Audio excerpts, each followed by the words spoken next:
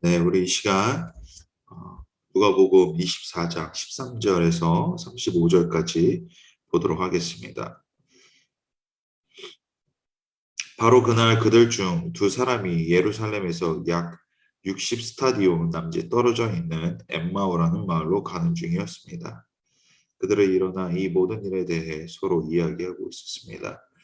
그들이 이야기하며 토론하고 있는데 예수께서 가까이 가서 그들과 함께 걸어가셨습니다. 그러나 그들의 눈이 가려져서 예수를 알아보지 못했습니다. 그분께서 그들에게 물으셨습니다. 당신들이 걸어가면서 서로 주고받는 이 말이 무슨 이야기인가요? 이야기요. 그들은 슬픈 기색으로 가던 길을 멈추었습니다. 그저 글로바라는 사람이 그분께 물었습니다. 예루살렘에 있으면서 최근 일어난 일을 혼자만 모르신단 말입니까? 그분이 물으셨습니다. 무슨 일이요? 그들이 대답했습니다. 나사렛 예수에 관한 일 말입니다. 그분은 하나님과 모든 백성들 앞에서 행동과 말씀의 능력이 있는 예언자셨습니다.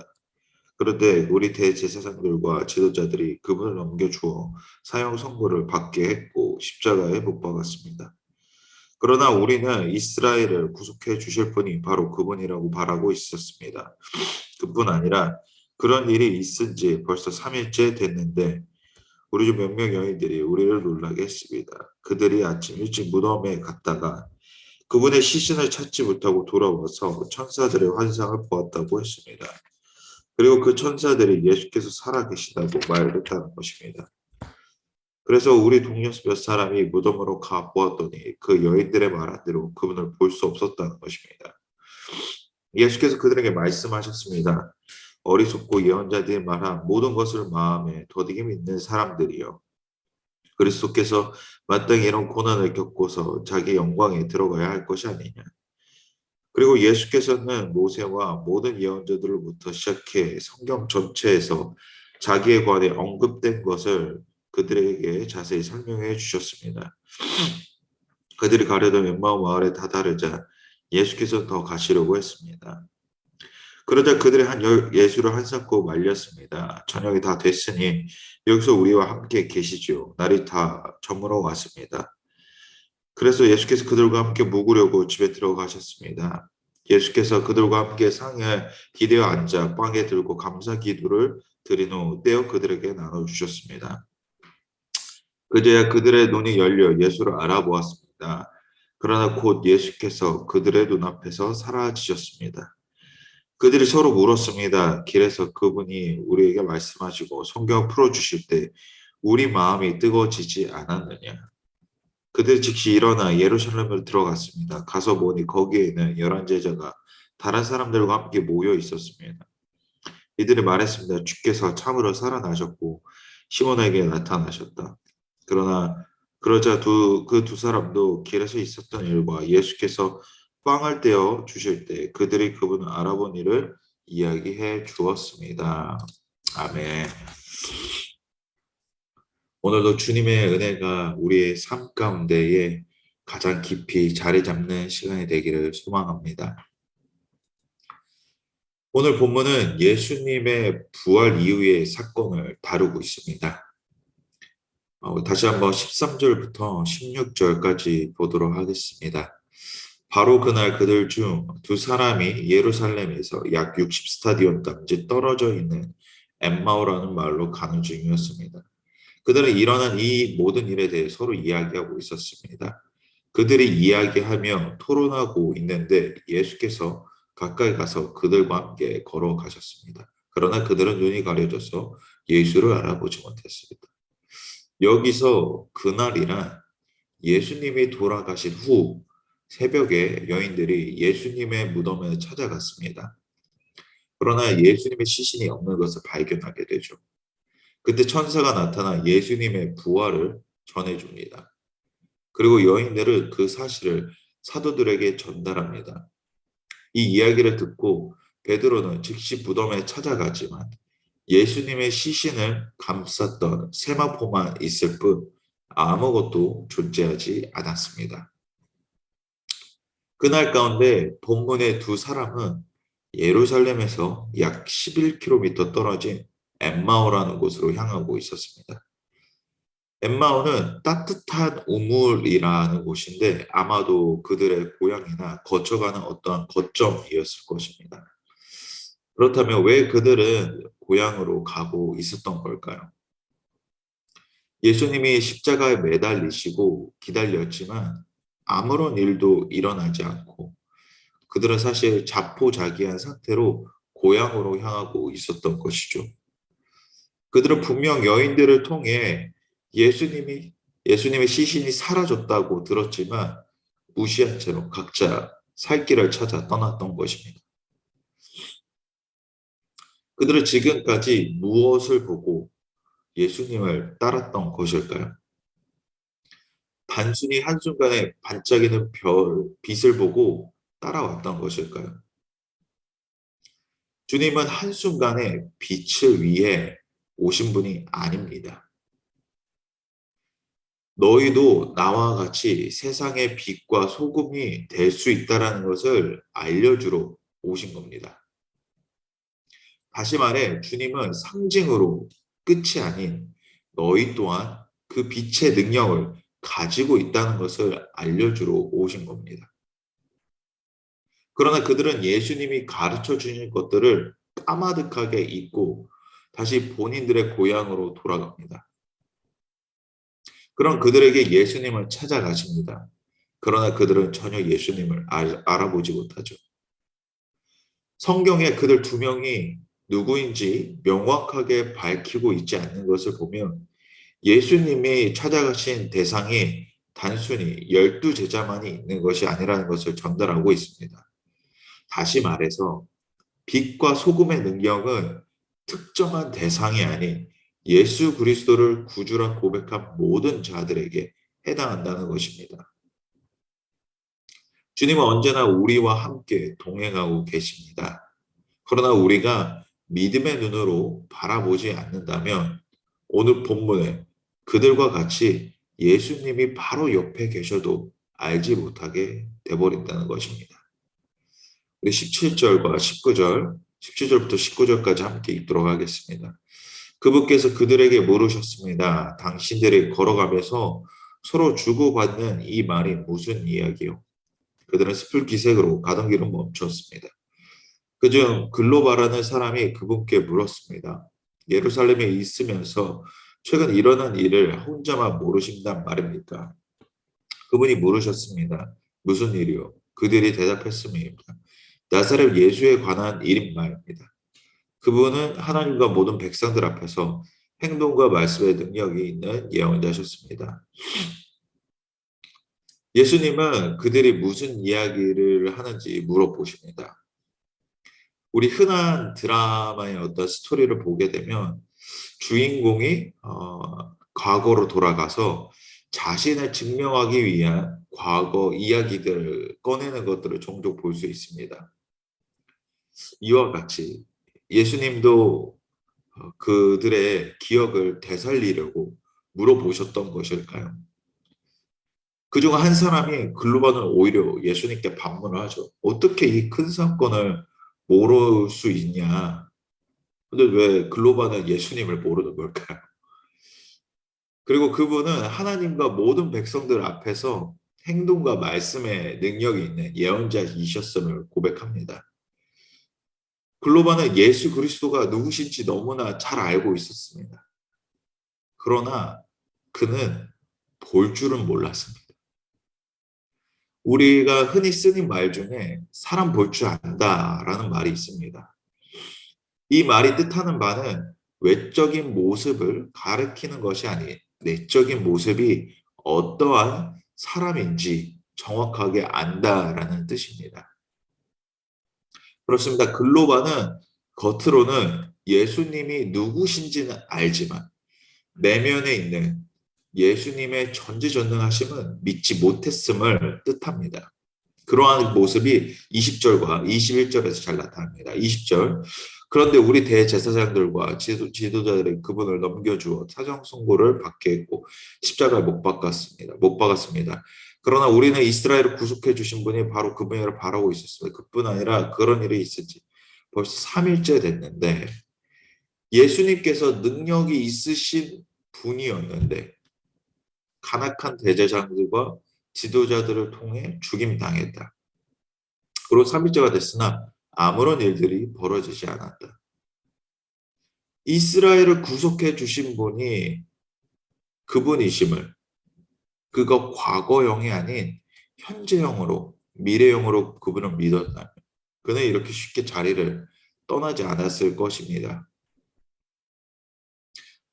그의 고백 속에는 능력 있으신 분이라는 것을 그가 고백을 합니다. 그렇게 보고 경험하였음에도 불구하고 그 안에는, 그 글로벌 안에는 예수님을 단순히 외적 대상으로만 섬기고 있었던 것이죠. 차라리 베드로와 같이 여인들을 통해서 예수님의 시신이 사라졌고, 그리고 천사가 나타나서 예수님이 부활하셨다는 것을 알려줬다면, 오히려 베드로와 같이 주님이 살아계셨나 하고 직접적으로 보고자 했을 것입니다. 그러나 그들은 그러지 않았다는 것이죠. 내가 주님을 진정으로 신뢰한다면 기다릴 줄 알아야 합니다. 내가 원한다고 해서 그것이 뚝딱하고 이루어지는 도깨비 방망이가 아니라는 것입니다. 기대는 누구나 할 수 있습니다. 그러나 그 기대가 지나치게 되면 자신의 생각으로만 판단하고 이기적으로 변하게 됩니다. 그러므로 잠잠히 기다릴 줄 알아야 합니다. 주님께 의탁한다는 것은 내 바램을 내려놓고 주님께서 하실 일들을 기대하는 것입니다. 22절부터 24절까지 보겠습니다. 우리 중 몇몇 유대인들이 우리를 놀라게 했습니다. 그들이 아침 일찍 무덤에 갔다가 그분의 시신을 찾지 못하고 돌아와서 천사들의 환상을 보았다고 했습니다. 그러나 그 천사들이 예수께서 살아계신다고 말했다는 것입니다. 그래서 우리 동료 몇 사람이 무덤으로 가보았더니 그 여인들이 말한 대로 그분을 볼 수 없었다는 것입니다. 베드로만이 그 사실을 확인하고자 했지 그 누구도 예수님의 시신이 사라졌다는 소식과 더불어 부활하셨다는 사실을 믿지 않았습니다. 그러니까 들음에서만 멈추고 보기 위해 행동하지는 않았다는 것이죠. 그들의 마음 가운데 이미 열정은 사라지고 두려움, 걱정 등등 여러 감정들이 존재했기 때문입니다. 예수님을 믿는다고 했다가 혹시나 정죄당하거나 돌에 맞지는 않을까 말입니다. 그런데 그들과 다르게 여인들은 무덤을 무릅쓰고 무덤을 찾아갑니다. 그 이유가 무엇입니까? 주님께서는 반드시 부활하실 것이라는 그 믿음이 그녀들 안에 자리 잡았기 때문입니다. 행여나 정죄를 당하더라도 오직 주님만이 나의 진정한 위로자이심을 그녀들은 알았기 때문입니다. 단순히 겉핥기식으로 아는 것이 아닌 주님께 내 전부를 드려도 그 이상으로 채우실 것이라는 그 믿음이, 그 온전한 믿음이 그들에게 있었기 때문입니다.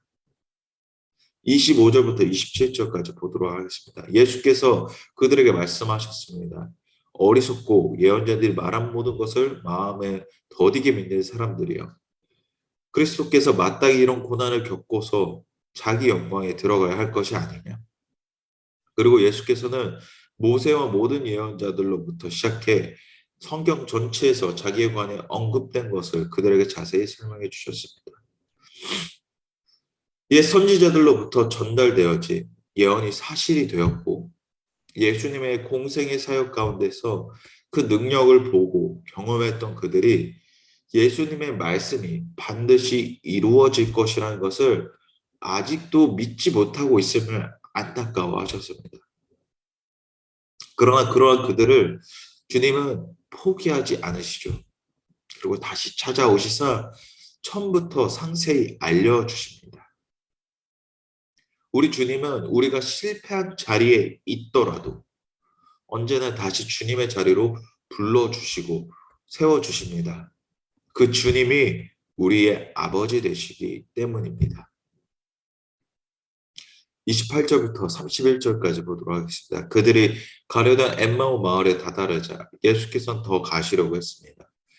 그러자 그들이 예수를 한사코 말렸습니다. 저녁이 다 됐으니 여기서 우리와 함께 계시지요. 날이 다 저물었습니다. 그래서 예수께서 그들과 함께 묵으려고 집에 들어가셨습니다. 예수께서 그들과 함께 상에 기디 앉아 빵을 들고 감사를 기도를 드린 후 떼어 그들에게 나눠 주셨습니다. 그러자 그들이 눈이 열려 예수님을 알아보았습니다. 그러나 곧 예수께서 그들의 눈앞에서 사라지셨습니다. 그들의 원래 목적인 엠마오에 다다르자 그들은 멈추려고 합니다. 그러나 예수님은 더 가자고 하십니다. 예수님은 앞으로 가야 할 여정이 여기서 멈추는 것이 아니라 더 가야 함을, 멈추지 말아야 함을 암시하고 계십니다. 그러나 재촉하지 않으십니다. 그들과 함께 머물러 있으시며 그들의 분주하지 않고 걱정함이 없도록 축복해 주시고 격려해 주십니다. 그때 그들의 눈이 열렸습니다. 그렇습니다. 주님이 우리를 그 길로 부르셨을 때는 우리 혼자 가는 여정이 아닌 주님과 동행하는 여정으로 불러주셨습니다. 주님께서 이미 걸어가신 길, 그 발자국을 따라오라고 주님은 오늘도 우리에게 말씀하고 계십니다. 그러므로 내 발걸음이 느리다고 앞이 보이지 않는다고 하더라도 두려워하지 마십시오. 주님이 옆에서 그 길을 비추시고 함께 걸어가고 계십니다. 사랑한다 내 딸아, 아들아, 내가 너와 항상 함께 있겠노라 라고 오늘도 말씀하고 계시는 겁니다. 32절부터 35절까지 보도록 하겠습니다. 그들이 서로 물었습니다. 길에서 그분이 우리에게 말씀하시고 성경을 풀어주실 때 우리 마음이 뜨거워지지 않았느냐. 그들이 즉시 일어나 예루살렘에 돌아갔습니다. 가서 보니 거기에는 11제자가 다른 사람들과 함께 모여 있었습니다. 이들이 말했습니다. 주께서 참으로 살아나셨고 시몬에게 나타나셨다. 그러자 그 사람도 길에서 있었던 일과 예수께서 빵을 떼어 주실 때 그들이 그분을 알아본 일을 이야기해 주었습니다. 그 일이 일어난 후 그들은 즉시 예루살렘으로 돌아갑니다. 예수님께 저녁이 되어 엠마오에서 쉬자고 했던 그들이 가슴에 불이 심어지자 멈출 수 없음을 보게 됩니다. 복음의 힘은 우리가 가진 두려움, 걱정들을 단박에 와해시킵니다. 그 기쁨의 소식을, 그 복음을 저절로 나누고 싶어 가슴이 뛰게 됩니다. 예수님께서 그들에게 말씀을 해석해 주실 때 올바른 진리를 맛보았을 때 그들의 가슴은 뛰기 시작합니다. 그렇습니다. 주님의 말씀을 깊게 묵상할 때 우리의 가슴은 뜨거워집니다. 왜냐하면 주님을 통해 공급되는 그 엄청난 힘을 맛보았기 때문이죠. 다시 말해 새로운 시각이, 새로운 인사이트가 전달되어졌다는 겁니다. 그 공급은 어디서부터 옵니까? 오직 성경의 말씀을 통해 우리에게 전달되어집니다.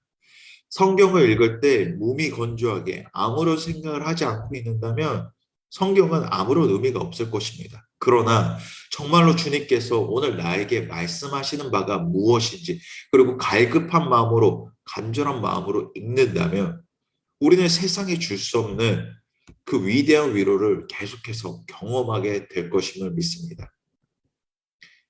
우리가 때때로 주님을 생각하면 그냥 한없이 눈물만 나올 때가 있습니다. 왜 그렇습니까? 우리의 삶 속에서 그 어떠한 것으로도 채울 수 없던 파편을 주님 안에서 찾았기 때문입니다. 1980년대에 부흥 시기를 그린 책 중에 전도에 미친 사람이라는 책이 있었습니다. 이 책은 한 목사님의 전도 일대기를 그리고 있습니다. 책 제목 그대로 목사님은 전도에 미치신 분이었습니다. 한 날은 백화점에 가서 복음을 전하고자 하는 마음이 생겼습니다. 그런데 좀 두려웠습니다, 마음에. 처음에는 이러한 장소가 조용한 장소이고 좀 더 사적인 공간이기 때문에 가기를 주저했던 것이죠. 그러나 마음의 걸림이 계속 있고 계속 기도를 하다 보니 결국은 복음을 전하러 발걸음을 옮기십니다. 지금은 상상도 하지 못할 일이죠. 그런데 목사님은 들어가자마자 어디서 복음을 전하기를 가장 적당할까 생각을 하다가 에스컬레이터를 봅니다. 그래서 에스컬레이터를 오르락 내리락 하면서 팻말을 들고 주 예수를 믿으라 천국이 가까이 왔다라고 외칩니다. 그런데 결국 경비원들에 의해서 제지되고 그냥 쫓겨났으면 다행인데 그 사장실로 올라가서 다시는 하지 말라고 경고를 받지만 목사님을 계속해서 전한다고 하십니다. 그래서 경호원들에게 경비병들에게 죽을 정도로 두들겨 맞고 결국에는 구치소에 수감되기도 합니다.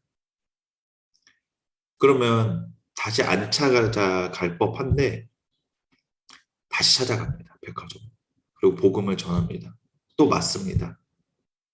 팔이 부러집니다. 귀가 안 들립니다. 맞아서. 그런데도 그 다음날에 다시 백화점을 갑니다. 어떻게 보면 굉장히 미련해 보일 수도 있겠죠. 그런데 처음에는 그 인식이 안 좋았지만 나중에는 그 사장이 포기하고 그래. 그렇다면 당신이 그렇게 끈질기게 전하는 그 복음이 무엇인지 들어보자고 합니다. 그랬더니 복음을 전한 것에 있어 철저하게 반대했던 사람이 나중에는 신우회를 만들고 직원 예배를 따로 만들고 부흥 집회를 열어 강서로 목사님을 초청하기까지 합니다. 무엇이 그 목사님의 마음을 불태웠을까요? 전달하고자 하는 사명이 그 말씀이 그 안에 있었기 때문입니다. 다시 말해 내가 아닌 주님께서 하실 것을 온전히 신뢰했다는 것입니다.